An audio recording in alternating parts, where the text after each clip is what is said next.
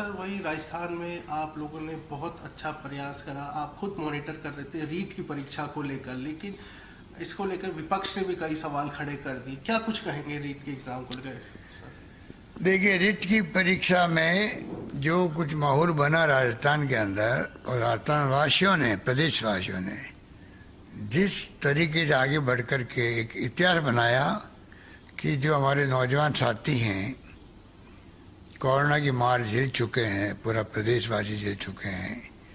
Corona के वक्त में भी आप देखा होगा कोई भूखा नहीं सोए, हमने कहा था, तो लोगों ने, एनजीओ ने, एक्टिविस्ट ने, धर्मगुरुओं ने, सभी पार्टियों लोगों ने मिलकर कोई कमी नहीं की सेवा करने के लिए। हमने अप्रिशिएट किया सबको।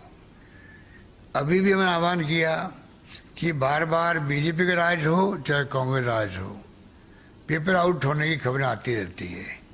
हमने इस बार कड़ाई बरती ज़्यादा ही, हम बर्खास्त कर देंगे नौकरी से, स्कूलों की मान्यता समाप्त कर देंगे, कार्रवाई करेंगे। और साथ में क्योंकि करीब 15, 16, 17 लाख छात्र और नौजवान बेरोजगार थे, उनके लिए आह्वान किया कि कहाँ तो रुकेंगे, एक दिन पहले जाना पड़ता है, कहाँ रुकेंगे, कहाँ खाना खाएंगे। आह्वान करने मात्र से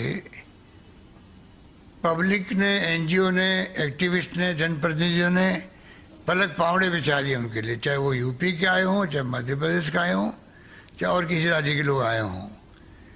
और जिस प्रकार से उनके खाने पीने की व्यवस्था करी, राम रसोड़े खोल दिए खिलाने के लिए, उनको गर्म भोजन पैकेट बना दिए उनके लिए। ऐसा मैं समझता हूँ कभी आज तक कभी नहीं हुआ राजस्थान में और देश में कहीं नहीं हुआ। ये नई परंपरा एक प्रकार से राजस्थान की जो महान परंपरा रही है उसी का एक रूप था ये, जो देखने को मिला।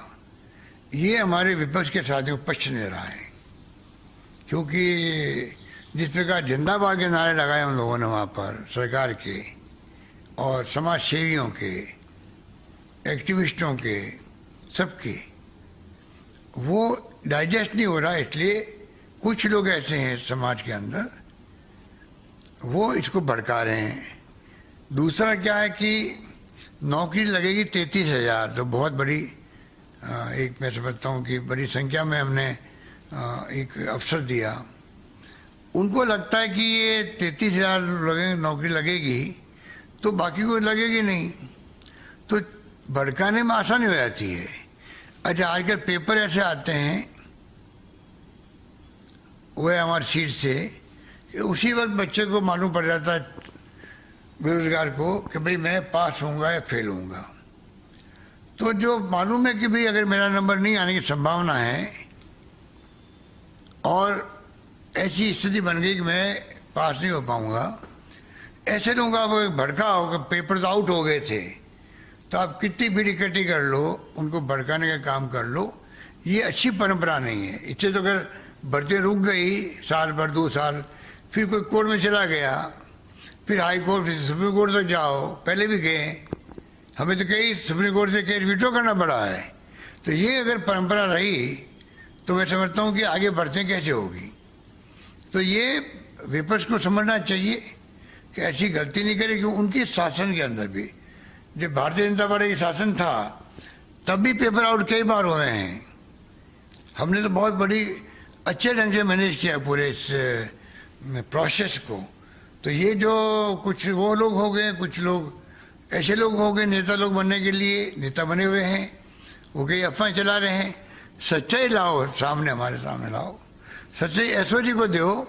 हम वादा करते हैं कि किसी को नहीं बख्शा जाएगा, किसी को नहीं बख्शा जाएगा, और बख्शना चाहिए भी नहीं, क्योंकि आप लाखों नौजवानों के भविष्य के साथ खिलवाड़ कर रहे हो।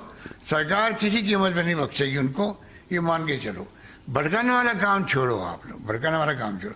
अगर सच्चाई है, मालूम है एक सेंटर में, 2 सेंटर में मान लो पेपर आउट हो गया, तो आपको अधिकार है बताने का।